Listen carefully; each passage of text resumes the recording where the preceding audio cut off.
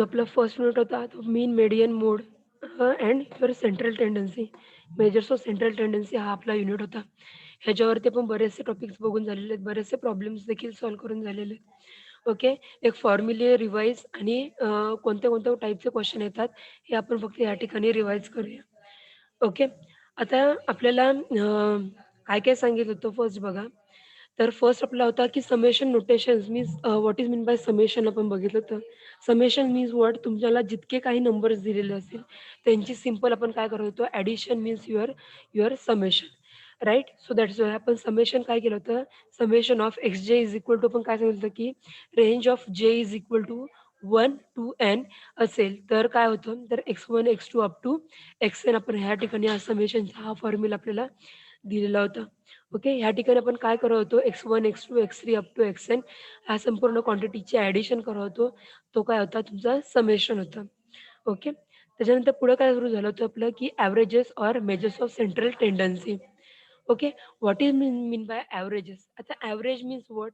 Average means your mean. Right?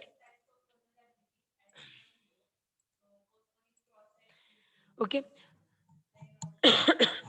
आता what is mean by एव्हरेजेसमध्ये बघितलं होतं आपण, की average is a value that typical or representative of data, set of data. Okay. आता measures of central टेंडन्सीमध्ये आपण काय म्हणलो होतो, की such typical values tends to lie centrally within the data arranged according to the magnitude. Averages are called as the measures of central tendency.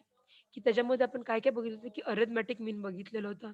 Mean, median, मोड हे तिन्ही topics बघितले होते. ओके. आता व्हॉट मीनचा आपण फॉर्म्युला बघून घेऊया, की what is mean by mean आणि मीनचा फॉर्म्युला काय होता? की mean means what? Arithmetic mean is briefly the mean, the set of n numbers x1, x2 up to xn is denoted by x bar. It is defined as x bar is equal to x1, x2 up to xn divided by n. आता या arithmetic मीन means काय करतो आपण, की सर्व जे तुम्हाला quantities दिलेल्या आहेत, त्यांची आपण काय करतो जनरल ॲडिशन करतो आणि ॲडिशन केल्यानंतर divided by total number of observation जे होते त्याला आपण एन म्हणतो. त्यांनी आपण काय करतो डायरेक्टली डिव्हाईड करतो.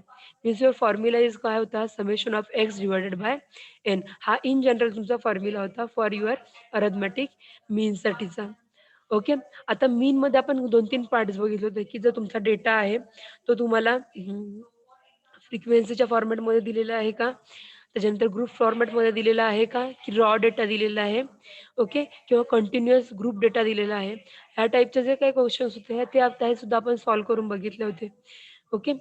तर काय-काय बघितलं होतं, की आपला हा जो फॉर्म्युला आहे, तो फॉर्म्युला कशासाठी इम्पोर्टंट होता?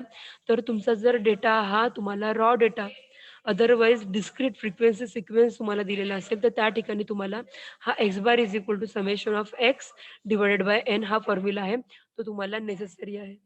ओके. तर ह्याच्यावरती आपण काही क्वेश्चन सॉल्व्ह करून बघितले होते.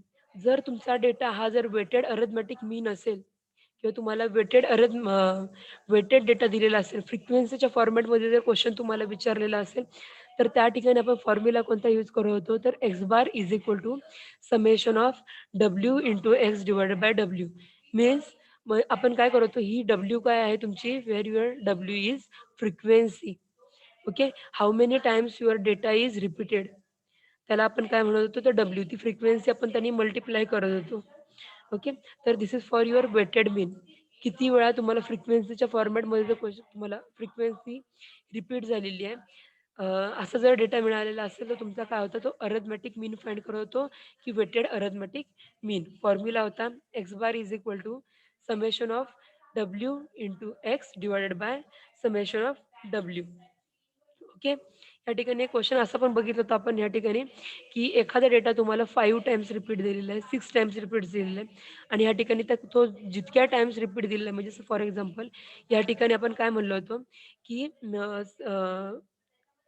सपोज मी कन्सिडर करा, की 70 हा नंबर 1 टाईमच रिपीट झालेला आहे. 90 हा नंबर हा 1 टाईम रिपीट आहे आणि 85 हा नंबर हा जर तुमचा 3 टाईम्स रिपीट जर झालेला असेल, तर अरिथमेटिक मीन फाइंड करताना तो जितक्या वेळा रिपीट झालाय त्यांनी आपण काय करतो त्याला मल्टिप्लाय करत होतो आणि त्यांची सगळ्यांची समेशन म्हणजेच ॲडिशन करत होतो. Divided by total number of quantities आपण करत होतो. त्यावेळेला आपल्याला वेटेड अरिथमॅटिक मीन, अदरवाईज काय म्हणता येईल की तुमचा फ्रिक्वेन्सी डिस्क्रीट फ्रिक्वेन्सी आपल्याला फाइंड फ्रिक्वेन्सीच्या फॉर्मॅटमधल्या डेटाची अरिथमॅटिक मीन फाइंड करता येत होती. ओके. आता ह्या प्रॉपर्टीज आपण ह्या ठिकाणी बघितल्या होत्या. ओके. आता प्रॉपर्टीजमध्ये आपण फर्स्ट लक्षात घ्या. फर्स्ट आपण सांगितलं ह्या ठिकाणी जो तुमचा डेटा आहे तो तुमचा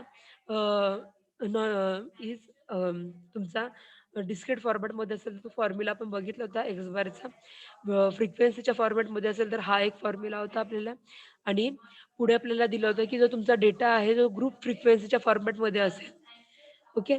मीन्स युअर तुमचा डेटा हा एखादं स्पेसिफिक रेंज म्हणजेच सपोज आपण कन्सिडर करा की एका क्लासमध्ये स्टुडंट्स दिलेत, रोल नंबर वाईज दिलेत 1 to 10 साठी आपल्याला किंवा सॉरी 1 to 10 मार्क्समध्ये जर 5 स्टुडंट्स आहेत, 10 to 20 मध्ये 6 स्टुडंट्स आहेत. हा जो डेटा होता, ह्या टाईपचा डेटा तो काय होता? तो तुमचा ग्रुप फ्रिक्वेन्सी होता. की ह्याच्यामध्ये स्पेसिफिक अशी एक ग्रुप एक फ्रिक्वेन्सी दिलेली नव्हती, की इन जनरल तुम्हाला फ्रिक्वेन्सी दिली होती. तो डेटा आपला ग्रुप फ्रिक्वेन्सी होता. त्यासाठी फॉर्म्युला काय होता?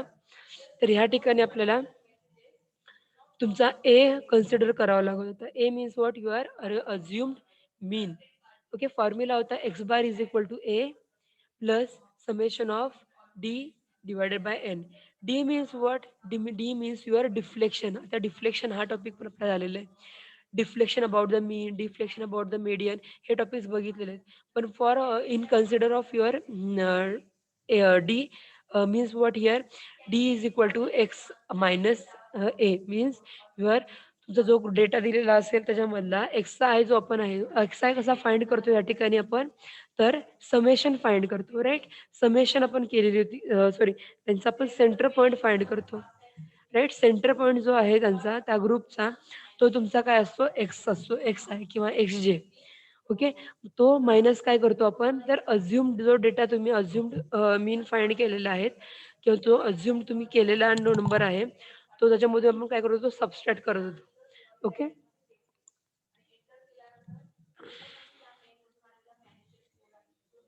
आणि ॲट द एंड त्यांची आपण समेशन म्हणजेच काय करत होतो? ॲडिशन करत होतो आणि divided by total number of क्वांटिटीजने आपण त्याला डिवाइड करत होतो.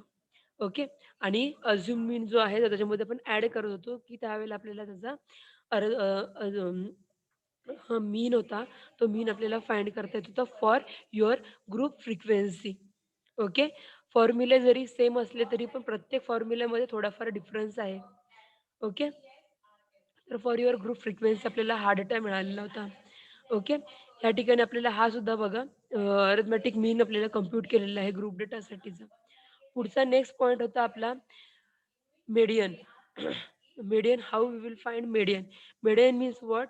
If your number are arranged in ascending otherwise descending order, then the middle value of the group is called as the median. Okay. सेंटरची जी व्हॅल्यू आहे की सेंटरचा जो डेटा आहे तो तुमचा काय आहे? तर मीडियन असणार आहे. आता इफ युअर डेटा इज तुमचा इव्हन असेल तर इव्हन डेटासाठी आपण काय बोललो होतो की n/2 आणि n+1/2 चा जो मीन असेल तो तुमचा काय असणार आहे? मीडियन असणार आहे. अँड इफ युअर डेटा किंवा तुमचा जो तुम्हाला गिव्हन डेटा दिलेला आहे जर तुम्हाला ऑड असेल म्हणजे n इज इक्वल टू जर तुमचा ऑड नंबर असेल कोणताही ऑड नंबर तर त्या ठिकाणी तुमचा मीडियन काय होता? n/2 जी टर्म्स जी असेल ती तुमचं काय होती? तुमची मीडियन होती. ओके. तर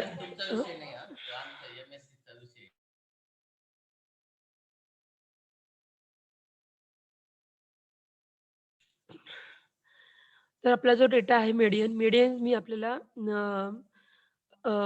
for your data is in odd number otherwise data is in even नंबरसाठी आपल्याला फॉर्म्युला तो यूज करायचा आहे. म्हणजेच तुमचा जर डेटा हा ऑड असेल तर तुम्ही n/2 आहे जो नंबर जी टर्म आहे ती तुमची काय असणार आहे? मीडियन असणार आहे.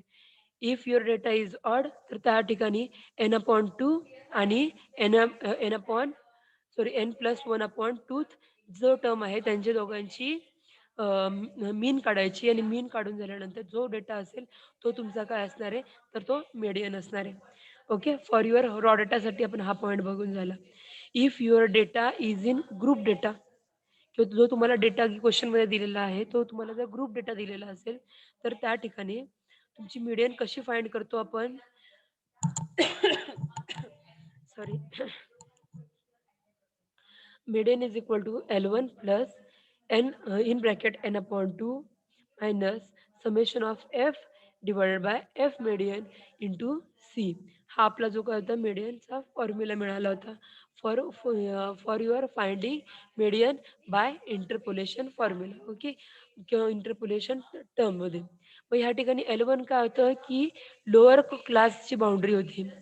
जो आपण मीडियन क्लास, आता ह्या ठिकाणी आपण क्वेश्चन सॉल्व्ह करताना आपण फर्स्ट काय करायचो, नंबर्स फाइंड करायचो की किती नंबर ऑफ डेटा दिलेला आहे. तो जर नंबर आपला एन हा जर तुमचा ऑड असेल, तर त्या ठिकाणी आपला एन आपण 2 करायचो आणि जो नंबर आपल्याला कोणत्या क्लासमध्ये बिलॉंग करतो, तो नंबर आपण फाइंड करायचो. आणि तो फाइंड केल्यानंतर तो क्लास मिळायचा. तो क्लास काय होता, तर तो आपला मीडियन क्लास आपल्याला मिळायचा. ओके. आणि त्या मीडियन क्लास मिळाल्यानंतर त्याचा आपण काय करायचो, की दोघांमधला डिफरन्स फाइंड करायचो, की त्यांचं जी विड्थ आहे क्लासची ती किती आहे. आणि नंतर बघायचो, की lower limit of your class किंवा लोअर क्लास बाउंडरी. ओके. त्याच्यातली जी मिनिमम व्हॅल्यू असणार ती काय असणार आहे, किंवा स्टार्टिंग पॉईंट असणार आहे तो तुमचा लोअर बाउंड असणार आहे. आणि तुमची जी मॅक्सिमम व्हॅल्यू आहे ती तुमची काय असणार आहे, अप्पर क्लास किंवा अप्पर बाउंडरी असणार आहे फॉर युअर क्लास, मीडियन क्लाससाठीची. मग आपण L1 means what, your lower class boundary of median class. Okay. N means what, number of items in the data. N आपण काय घेतलं होतं, की नंबर ऑफ आयटम्स, त्याच्यामध्ये किती आयटम्स अवेलेबल आहेत डेटामध्ये, तो आपण N कन्सिडर केला होता.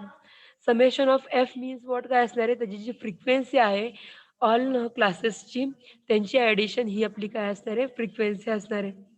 सम of all frequencies. F median means what, F median means your जो तुमचा मीडियन क्लास आहे, त्या मीडियन क्लासची फ्रिक्वेन्सी असेल ती काय असणार आहे, एफ मेडियन. आणि C means what, size of the median class. Size of median class means what, C. Okay.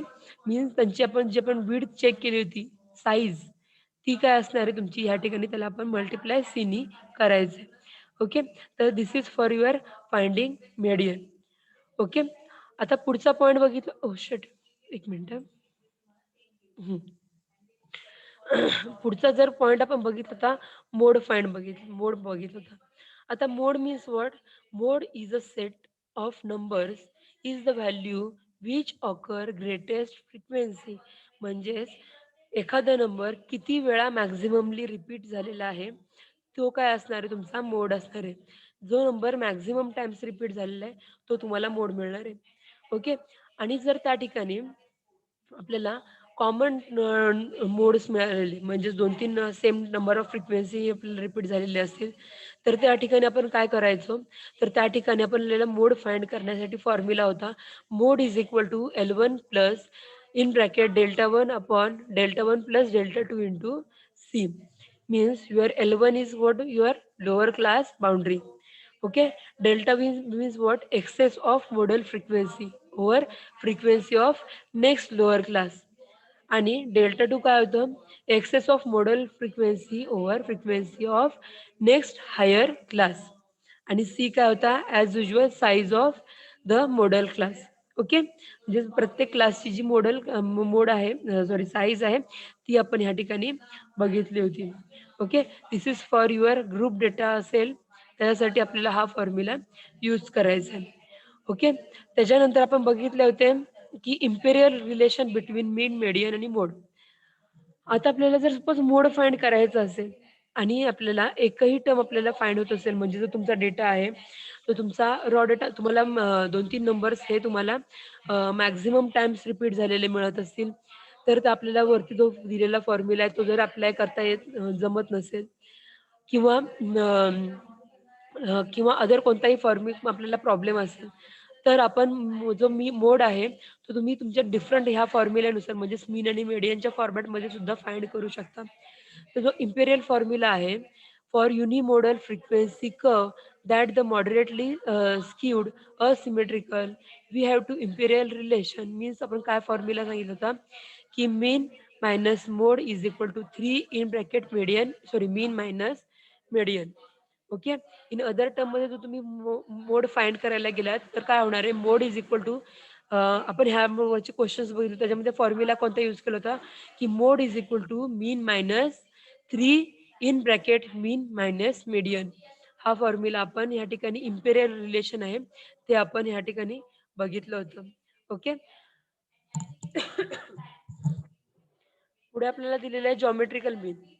Geometrical means what? Geometrical mean G of set n positive numbers x1, x2, x3 up to xn is the nth root of the product of the number. Okay, G is equal to काय मिळणार आहे, square root of x1, x2 up to xn. Okay. आता जे तुम्हाला geometrical मीन find करायला सांगितलेत, numbers दिलेला असेल, काय करणार आहे, जी इज इक्वल टू किती नंबर्स आहेत टोटल नंबर, तर 3 नंबर आहेत. तर आपल्याला ह्या ठिकाणी काय होणार आहे, क्यूब रूट येणार आहे कारण की 3 नंबर्स आहेत. ओके. तर ह्या ठिकाणी cube root of 2 in multiply by 4 into 8 यांचे मल्टिप्लिकेशन करून क्यूब रूट काढून जो काय कॉन्स्टंट येईल तो तुमचा काय असणार आहे, तर जॉमेट्रिकल मीन असणार आहे. ओके. हार्मोनिक मीन जर आपल्याला फाइंड करायला सांगितलं असेल तर हार्मोनिक मीनचा फॉर्म्युला काय आहे, तर H is equal to, okay, H is equal to N upon N upon summation of 1 upon X. Okay. किंवा आपला reciprocal of harmonic mean is equal to 1 upon N into summation of 1 upon N. हा आपला काय असणार आहे, harmonic मीनचा formula असणार आहे. For example harmonic mean find करायला सांगितलेले नंबर दिलेले आहेत आपल्याला 2, 4 आणि 8. मग या ठिकाणी एन किती असणार आहे, तर 3 असणार आहे. ओके. आणि समेशन ऑफ आपल्याला 1 अपॉन एक्स करायचं आहे. Means you are 1 upon 2 plus 1 upon 4 plus 1 upon 8 ह्यांची ॲडिशन केल्यानंतर जो कॉन्स्टंट येईल त्याने आपल्याला डिवाइड करायचं आहे आणि ह्यांचं डिव्हिजन केल्यानंतर जो कॉन्स्टंट येईल तो तुमचा काय असणार आहे, तर हार्मोनिक मीन असणार आहे. ओके. ओके. आणि 1 मार्क्ससाठी हा एकदा पुढचा जो पॉइंट आहे तो आपल्याला लास्ट टाईम सांगताना राहून गेला होता. तर 1 मार्क्सच्या क्वेशन्समध्ये तुमचा फिल इन द ब्लँक्स असेल, ट्रू ऑर फॉल्स असेल किंवा अ, कोणत्याही क्वेशनमध्ये 1 मार्क्ससाठी तुम्हाला relation between arithmetic mean, geometric mean and harmonic mean हा क्वेश्चन हा मोस्टली विचारला जातोच. ओके. तर ह्या तिघांमध्ये रिलेशन काय आहे, तर H is less than or equal to G is less than or equal to x bar. Okay, means your harmonic mean is less than your geometric mean is less than your arithmetic mean. Okay. तर ह्या ही जी term आहे ती लक्षात ठेवा. H हा सर्वात less असतो than G and X. Okay. G हा इन बिटवीन आहे तुमच्या एच आणि एक्सच्या आणि एक्स हा काय असणार आहे तुमचा एक्स बार जो आहे तो तुमचा काय अरिथमेटिक मीन हा तुमचा मॅक्झिमम असतो. ओके. तर हे जे रिलेशन आहे हे रिलेशन तुम्ही मोस्टली लक्षात ठेवा कारण की हा पार्ट जो आहे 1 मार्क्ससाठी हा इम्पॉर्टंट आहे. ओके. पुढे आपल्याला दिलेला आहे पॉइंट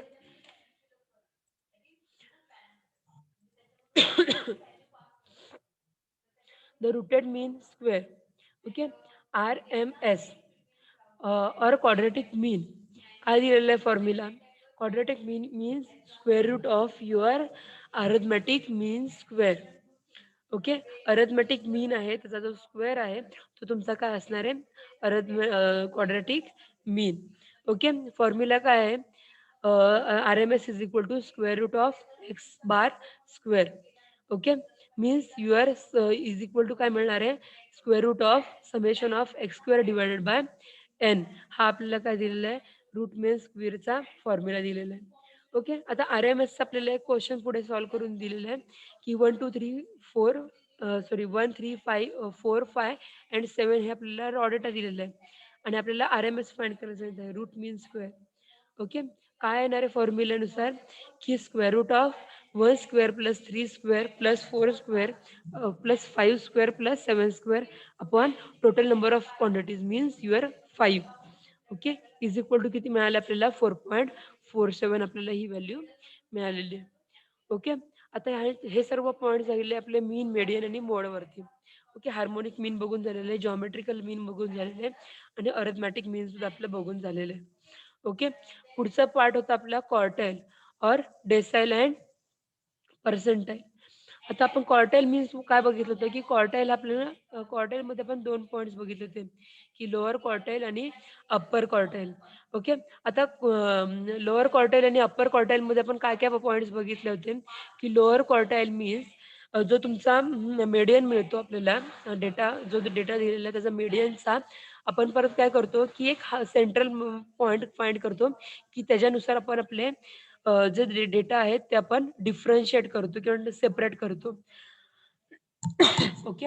आणि त्याच्यानुसार आपली Q1 आणि Q3 ती आपण फाइंड करतो. म्हणजेच आपली लोअर आणि अपर क्वार्टाईल रिस्पेक्टिव्हली फाइंड करतो. हे जे फॉर्म्युले आहेत ते आपण जी आपली नेक्स्ट फाईल आहे त्याच्यामध्ये चेक करूया. 1 मिनिट मी ती ओपन करून देते. ओके. तर क्वार्टाईल मीन्स आपल्याला काय मिळालं होतं, की we are divide total frequency into number of equal parts. Okay. आणि मीडियन आपल्याला काय मिळाला होता, की मीडियनमुळं आपल्याला एक जो डेटा होता त्याचा आपल्याला 2 पार्ट्स मिळायचे राइट ना. 2 इक्वल पार्ट्समध्ये आपण डिफरन्शिएट केल्यानंतर मीडियनमधून आपल्याला 2 इक्वल पार्ट्स मिळायचे. ओके. तर quartile means what? Quartiles are those values of the variate which divide total frequency into 4 equal parts. Okay. Quartiles आपण 4 इक्वल पार्ट्समध्ये आपला जो V1 डेटा आहे तो आपण डिफरन्शिएट करतोय. ओके. डिवाइड करतोय. When your lower half before median is divided into 2 equal parts, the value of dividing variate is called as a lower quartile. Okay. तर त्याला आपण काय करतो लोअर क्वार्टाईल हे सांगतो. ओके. आणि it is denoted by your Q1. The value of variate divide upper half into 2 equal parts. जो upper half आहे तुमचा क्वार्टाईल रेंजचा तो 2 इक्वल पार्ट्समध्ये आपण डिवाइड करतो. त्याला आपण काय करू ह्याला आपण काय फाइंड म्हणतो तर आपली upper quartile which is denoted by your Q3. Okay. आता Q1 आणि Q3 मध्ये डिफरन्स काय होता सॉरी फॉर्म्युलेमध्ये डिफरन्स काय होता जो आपला मीडियनचा आपण फाइंड करत होतो median is equal to L plus H upon F in bracket N upon C M N upon 2 minus C. मीडियनसाठी आपण 2 हाफ पार्ट होतात सो दॅट्स वाय आपण इथे या ठिकाणी 2 घेतला होता. ओके. क्वार्टाईल्समध्ये आपल्याला 4 पार्ट्समध्ये डिवाइड करायचं आहे. सो दॅट्स वाय आपण डिवाइड बाय 4 घेणार आहोत. Okay. Q1 means what your lower quartile. Okay. म्हणजे आपल्याला जो लोअर रिजन आहे आपल्याला मीडियन क्लासचा तो आपल्याला काय करायचा आहे लोअर हाफ जो आहे त्याचे आपल्याला काय करायचे 2 पार्ट्समध्ये डिवाइड करायचे. सो दॅट्स वाय या ठिकाणाला आपल्याला एन अपॉन 4 येतो आणि अप्पर क्वार्टाईलसाठी आपण काय करतो 3/4 ही टर्म घेतो. ओके. सो दॅट्स वाय फॉर्म्युले काय होतात आपल्याला जो आपला Q1 आहे ज्याला आपण लोअर क्वार्टाईल बोलतो is equal to Q1 is equal to L plus H upon F in bracket N upon 4 minus C. Okay. आणि जो तुमचा Q3 आहे ज्याला आपण अप्पर क्वार्टाईल बोलतो. अप्पर क्वार्टाईलचा फॉर्म्युला काय आहे Q3 is equal to L plus H upon F in bracket 3n upon 4 minus C. हा आपल्याला कशाचा फॉर्म्युला मिळतो तो तुमचा Q3चा फॉर्म्युला मिळतो. ओके. क्वार्टाईल क्वार्टाईल फ्रिक्वेन्सी किंवा सॉरी क्वार्टाईल्स आपल्या लोअर क्वार्टाईल आणि अप्पर क्वार्टाईल हे ह्या फॉर्म्युल्यानुसार आपल्याला मिळतात. त्याच्यानंतर पुढचा पार्ट आपण ह्या ठिकाणी हे क्वेश्चन सॉल्व्ह करून करून बघितले होते. ओके. आता लक्षात घ्या मीडियन आपण मगाशी जसं सांगितलं ऑड नंबर असेल तर n+1/2 जी व्हॅल्यू आहे ती व्हॅल्यू आपली काय असणार आहे मीडियन क्लास असणार आहे. ओके. आणि discrete sorry for your even data असेल तर त्या त्या त्या ठिकाणी मीन कशाची काढायची आहे किंवा आपल्याला सेंटर पॉईंट कशाचा काढायचा आहे n/2 आणि n/2 प्लस 1 जी व्हॅल्यू आहे त्यांचा जो मिडल व्हॅल्यू असणार आहे ती तुमची काय असणार आहे तुमची मीडियन असणार आहे. ओके. आणि फॉर युअर ग्रुप फ्रिक्वेन्सीसाठी आपण हा फॉर्म्युला यूज केला होता. ओके. पुढचे जे पॉइंट्स आहेत तो आपला मोड आपण आत्ताच बघून झालेला आहे.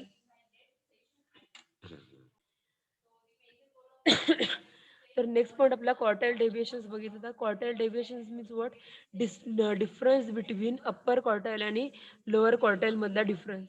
ओके.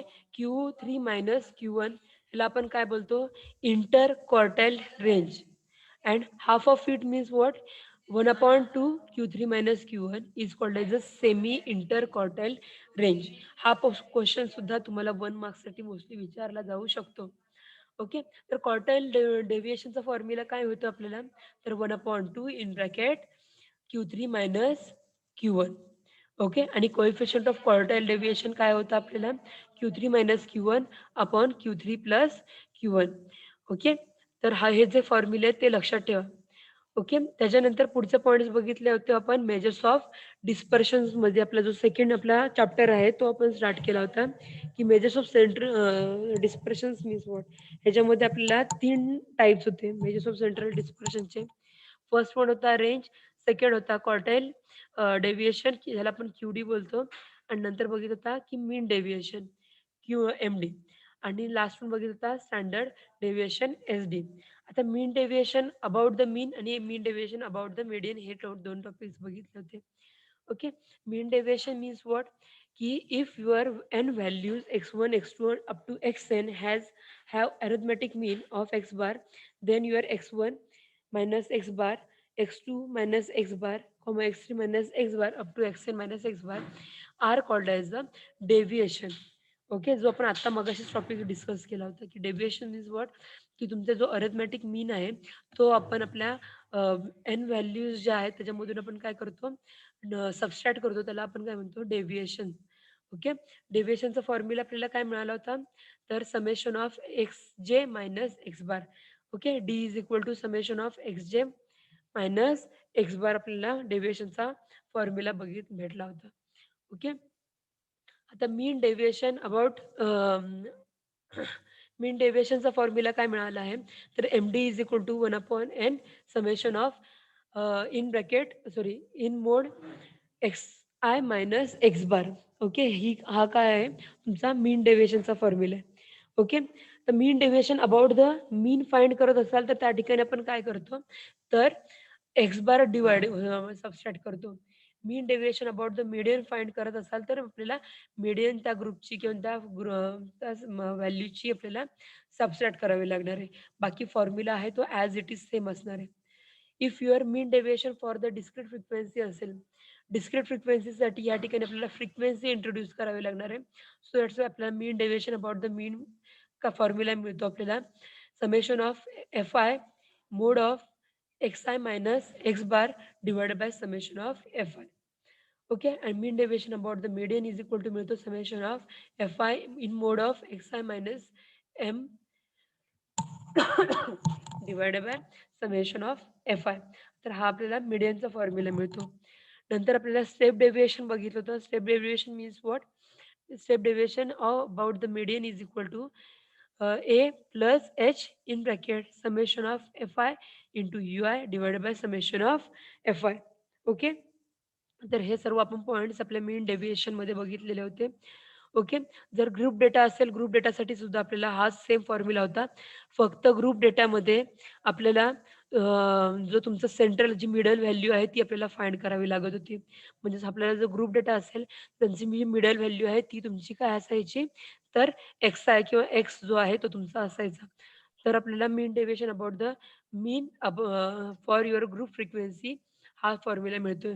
अबाउट द मीडियनसाठी पण सेम फॉर्म्युला आहे. फक्त आपल्याला या ठिकाणी मिडल व्हॅल्यू ही फाइंड करावी लागते ग्रुपची. हा पॉइंट एक लक्षात घ्या. ओके, हे लेक्चर आपल्याला इथे संपेल. 1-2 मिनिटं राहिलेली आहेत. ओके, उद्याच्या लेक्चरमध्ये आपण हा टॉपिक जो टॉपिक सुरू केलेला आहे रिव्हिजनचा तो कंटिन्यू करूया, आणि नंतर आपण हा नेक्स्ट टॉपिक आपण स्टार्ट करूया. ओके, चालेल. Thank you.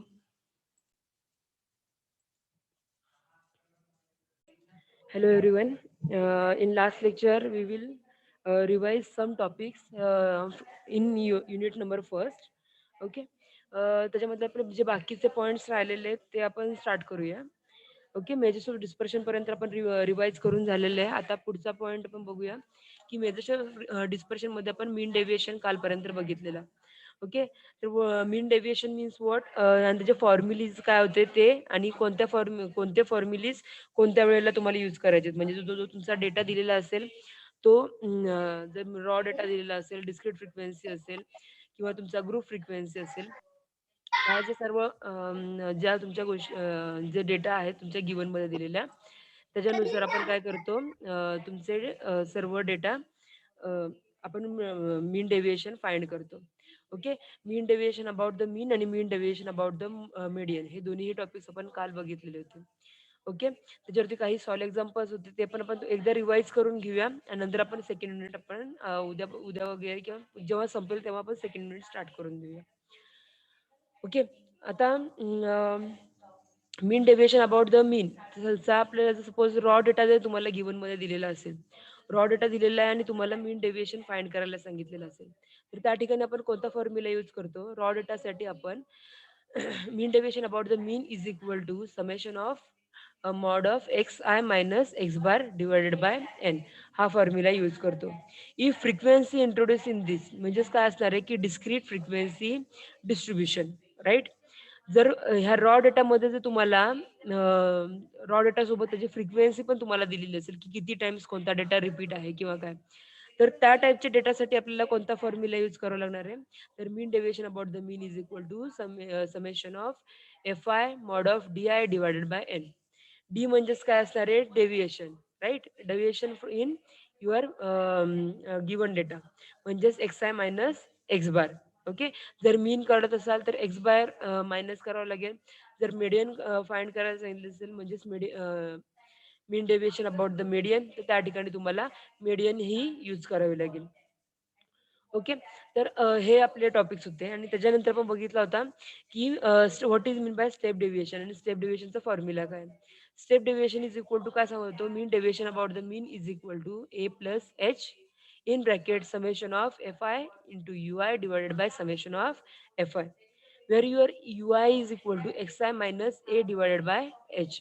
आणि एच म्हणजेच काय असणार आहे? तुमचा क्लासची इंटरवल किंवा क्लासचा आपला विड्थ जो आहे तो. ओके. आणि mean means what? Mean sorry, A means what? A means your working mean किंवा आपण मीन म्हणूया. ओके. तर होतं आपल्याला स्टेप डेव्हिएशनसाठी. आता जर तुमचा डेटा दिलेला आहे तो जर ग्रुप फ्रिक्वेन्सीमध्ये दिलेला असेल, जर ग्रुप फ्रिक्वेन्सीच्या फॉर्मॅटमध्ये दिलेला असेल, तर त्या ठिकाणी आपल्याला काय करायला होतं, सेम आपला जो mean deviation about the for the discrete frequency distribution आहे, सेम फॉर्म्युला आहे. फॉर्म्युलामध्ये डिफरन्स काहीच नाही. फक्त डिफरन्स म्हणजेच काय करावं लागेल, की ज्या ठिकाणी तुम्हाला ग्रुप डेटा दिलेला असेल, तर त्या ग्रुप डेटा दिल्यानंतर तुमचा एक्स-आय आहे, तो काय असणार आहे? तुमची middle value of your class. Okay. या ठिकाणी खूप सारे जण कन्फ्यूज होतात when you are solving problems. Formulae सोपे आहेत, सगळ्या गोष्टी सोप्या आहेत. फक्त फॉर्म्युली लिहून तुम्ही गिव्हन सोडून देता का? तर कारण की ह्याच्यामध्ये कोणत्या व्हॅल्यू गिव्हन घ्यायच्यात ह्या समजत नाहीत मोस्टली मुलांना. ओके. जर तुमचा डेटा हा ग्रुप फ्रिक्वेन्सी दिला असेल, तर तुमचा एक्स-आय काय असणार आहे? तर एक्स-आय हा तुमचा क्लासचा मिडल ग्रुप असणार आहे किंवा सॉरी मिडल व्हॅल्यू असणार आहे. ओके. म्हणजेच काय करायचं, ह्या दोघांची मीन काढायची. 0 प्लस 10 पण करायचं, म्हणजे first number plus last last number divided by 2, मीन नाही. फर्स्ट नंबर आणि लास्ट नंबर डिव्हायडेड बाय 2 केल्यानंतर काय मिळणार आहे? तुमची मिडल व्हॅल्यू मिळणार आहे. ओके. तर ह्या टाइपमध्ये आपल्याला काय करावं लागणार आहे? मिडल व्हॅल्यू काढावं लागणार आहे. जर तुम्हाला ग्रुप फ्रिक्वेन्सी दिली असेल तर. डिस्क्रीट फ्रिक्वेन्सी सिक्वेन्समध्ये तुम्हाला ऑलरेडी तुम्हाला डेटा हा गिव्हन दिलेलाच असतो. म्हणजे ते एखादा क्वेश्चन आपण बघूया ह्या ठिकाणी खाली दिलेला असेल तर. बघा, ह्या ठिकाणी जो डेटा दिलेला आहे, तुम्हाला एक्स-आय दिलेला आहे आणि त्याची फ्रिक्वेन्सी दिलेली आहे. म्हणजेच हा जो डेटा आहे तो काय आहे? तर discrete frequency sequence, right? Discrete दिलेले आहेत सगळ्या व्हॅल्यू. व्हॅल्यूजमध्ये दिलेल्या आहेत, पण तुम्हाला या ठिकाणी क्लासची मिडल मिडल व्हॅल्यू काढायची गरज नाही, कारण की इथं क्लासच दिलेला नाहीये. ओके. सो दॅट्स वाय लक्षात घ्या. या ठिकाणी डायरेक्टली तुम्ही आहे तो एक्स-आय तुम्ही यूज करू शकता. पण ग्रुप डेटामध्ये तुम्हाला काय दिलेला असतो? असा एखादा क्लास दिलेला असतो. 40-59, 60-79, म्हणजे ह्या टाइपमध्ये जर आपल्याला तुम्हाला जे क्लास दिलेला असेल, इथे सुद्धा बघा. तर एक्स-आय हा काय असतो तुमचा? ह्या दोघांची सेंटर व्हॅल्यू किंवा मिडल व्हॅल्यू. ओके. तर इथं कन्फ्यूज व्हायची काय म्हणजे आता कन्फ्यूज होऊ नका. फॉर्म्युली सेम आहेत. ओके. आणि आता पुढचा पॉइंट बघून घेऊया, की standard deviation. What is mean bye standard deviation? The standard deviation is a measure of dispersion that depends on all the data items. It is calculated by finding the overall difference between each data item and the mean. Okay. म्हणजेच काय करणार आहे, standard डेव्हिएशनचा formula आपल्याला काय सांगितलेला आहे, की तुम्हाला मेजर्स ऑफ डिस्पर्शन फाइंड करायचं आहे, depends on all your data items. जे तुमचे each and every data items दिलेले आहेत, त्याच्यानुसार आपण काय करायचं, तर आपल्याला मेजर्स ऑफ डिस्पर्शन फाइंड करायचे. आणि फॉर्म्युला काय आपल्या एसडीचा, एसडी इज इक्वल टू काय सांगितलेलं आहे, द स्क्वेअर रूट ऑफ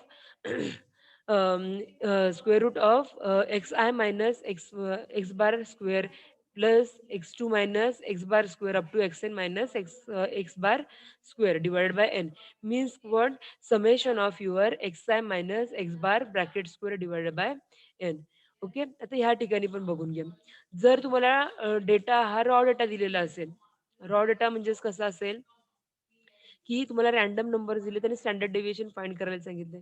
त्या ठिकाणी तुम्ही कोणता फॉर्म्युला यूज करू शकता, तर तुमचा हा जो फरकचा फॉर्म्युला दिलेला आहे, हा फॉर्म्युला तुम्ही त्या ठिकाणी यूज करू शकता. Means square root of summation of x minus x bar bracket square divided by N. हा जो इन जनरल फॉर्म्युला आहे तो तुम्ही तुमच्या स्टँडर्ड डेव्हिएशन फाइंड करण्यासाठी फॉर रॉ डेटा हा शब्द विसरू नका. रॉ डेटासाठी तुम्ही हा फॉर्म्युला यूज करू शकता. If your data is frequency distribution किंवा फ्रिक्वेन्सी डिस्ट्रीब्युशनच्या फॉर्मॅटमध्ये जर तुम्हाला गिवन डेटा दिलेला असेल, म्हणजेच ह्या ठिकाणी लक्षात ठेवायचं शब्द ज्यावेळेला तिथं फ्रिक्वेन्सी येतोय ना, त्या ठिकाणी लक्षात द्यायचं की फॉर्म्युल्यामध्ये फ्रिक्वेन्सी ही इंट्रोड्यूस करावी लागणार आहे. जास्तच कन्फ्युजन होत असेल त्याला, कारण की सेम फॉर्म्युलीज आहेत, पण कन्फ्युजन करायचा पार्ट इथेच होतो सेम फॉर्म्युले असल्यामुळे. Okay, when your data given data is in frequency distribution format, then that time you have to use formula for standard deviation is square root of summation of fi into xi minus x bar square divided by summation of fi means your n, right. तर लक्षात घ्या, ह्या ठिकाणी आपल्याला formula हा ज्या ठिकाणी frequency introduce होते त्या ठिकाणी आपल्याला फ्रिक्वेन्सीने मल्टिप्लाय करायचे. Okay, for frequency distribution. If your data is group frequency, ग्रुपच्या वेळेला काय असणार आहे त्या ठिकाणी आपल्याला ग्रुपच्या वेळेला ग्रुपमधचा आपल्याला सेंटर पॉईंट काढावा लागणार आहे, म्हणजे मिडल व्हॅल्यू फाइंड करावं लागणार आहे.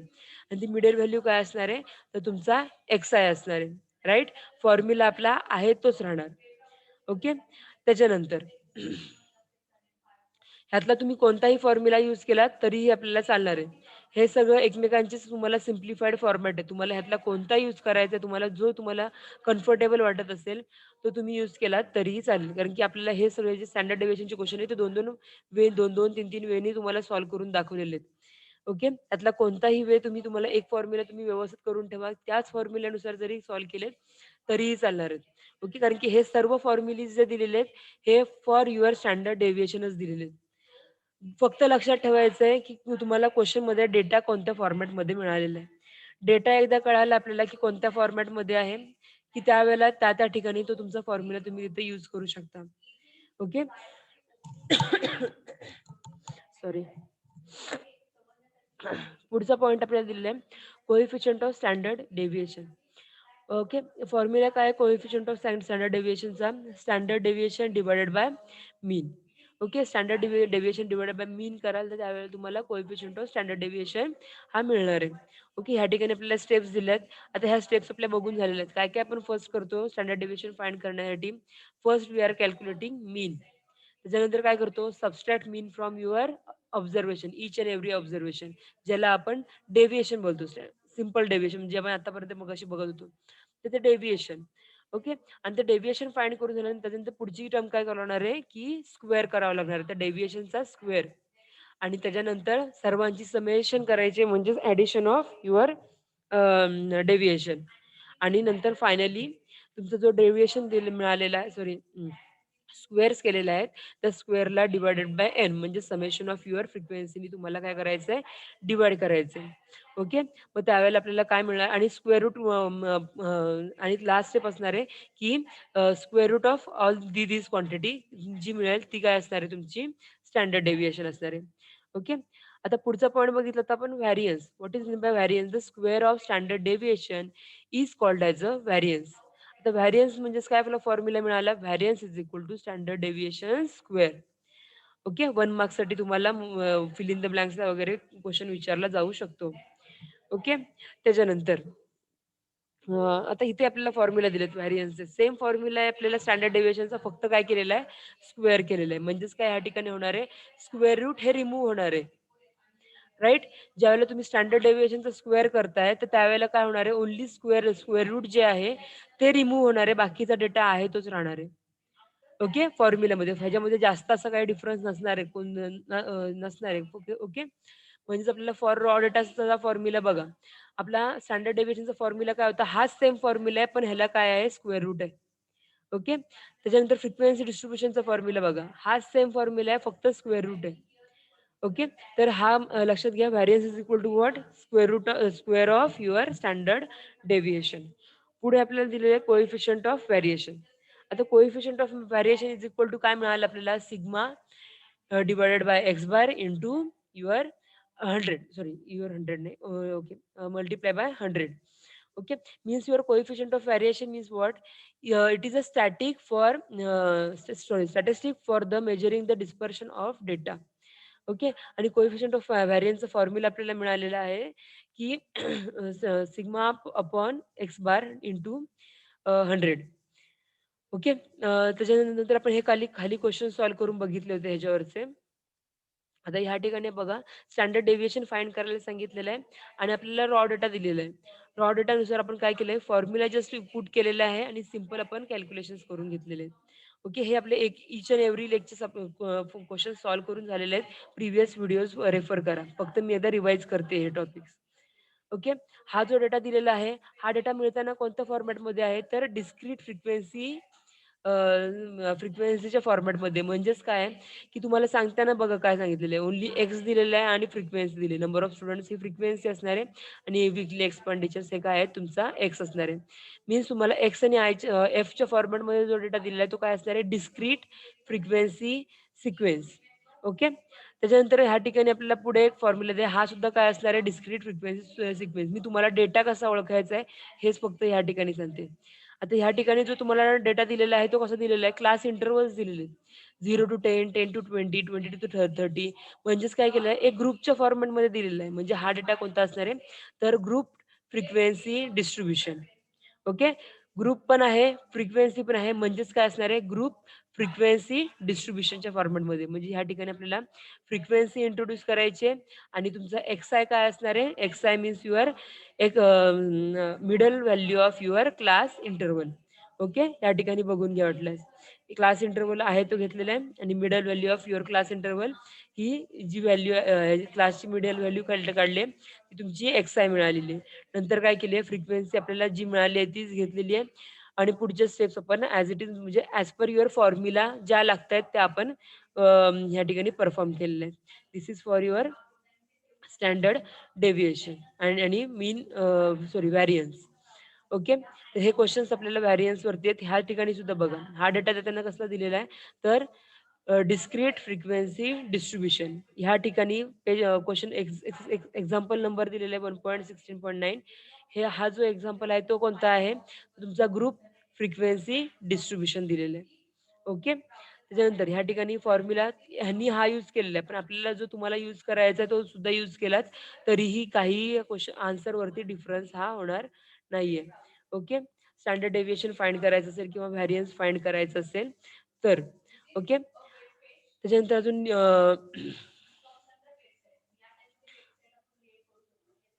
ओके. आपण एक एक्सरसाइज जो आपल्याला ह्या ठिकाणी मी दिलेला आहे बुकच्या खाली, तो एकदा जस्ट बघून घेऊया आणि त्याच्यानुसार मग म्हणजे फक्त डेटा मी कसा ओळखायचा आहे तो फक्त मी सांगण्यासाठी म्हणून मी हा पार्ट परत घेते. ओके. आता ह्या ठिकाणी आपल्याला काय सांगितलेलं आहे बघा. हा जो डेटा दिलेला आहे, तर हा बघा. हा पूर्णपणे आपल्याला काय दिलेला आहे? रॉ डेटा दिलेला आहे. राइट? आपल्याला एक फ्रिक्वेन्सी डिस्ट्रिब्युशन दिलेलं आहे आपल्याला आणि काय केलेलं आहे? फक्त एक रॉ डेटा दिलेला आहे. म्हणजेच हा कोणता असणार आहे? तुम्हाला ह्या ठिकाणी जे काही फाइंड करायला सांगितलेलं असेल ते आपल्याला काय करायला सांगितलंय? की रॉ डेटा मिळालेला आहे. या ठिकाणी काय दिले आहेत? मंथली वेजेस दिले आहेत आणि नंबर ऑफ वर्कर्स दिले आहेत. म्हणजेच काय दिले? फ्रिक्वेन्सी दिलेली आहे आणि एक्स दिलेला आहे. म्हणजे हा जो डेटा आहे तो काय आहे? Frequency distribution. Right? Discrete frequency distribution. या ठिकाणी डेटा देताना तुम्हाला काय दिलेलं आहे? तर ग्रुपच्या फॉर्मॅटमध्ये दिलं आहे 90 to 99. फ्रिक्वेन्सी किती आहे? 2. मीन्स हा जो डेटा आहे तो तुमचा काय असणार आहे? तुमचा डिस्क्रीट फ्रिक्वेन्सी डिस्ट्रिब्युशन आपल्याला या ठिकाणी दिलेलं आहे. येस अमिषा, काही प्रॉब्लेम आहे का? हॅलो.